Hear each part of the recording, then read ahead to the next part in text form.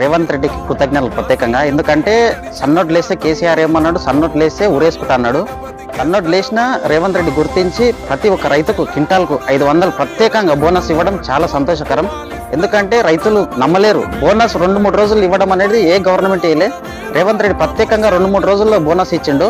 క్వింటాల్కు ధర గుట్ల పెంచిండు. సన్నబియ్యం వేసిన వాళ్ళకు, సన్నోట్లు వేసిన వాళ్ళకు ప్రత్యేకంగా ధర కల్పించి మంచిగా దిగుబడి ఇచ్చింది. మంచిగా రైతులు వ్యక్తం చేసింది. రేవంత్ రెడ్డి ప్రత్యేకంగా ఒడ్ల మీద శ్రద్ధ తీసుకొని మిల్లర్లతో మాట్లాడి, గత ప్రభుత్వంలో ఏంటంటే కటింగ్ ఉండే తూకం బరువు అదేది, ఈసారి అట్లా లేకుండా కరెక్ట్ కొని కరెక్ట్ పైసలు ఇచ్చాం. అయితే గత 10 సంవత్సరాల కేసీఆర్ పాలనలో సన్నబియ్యం అనే పేరే తెలియలేదు.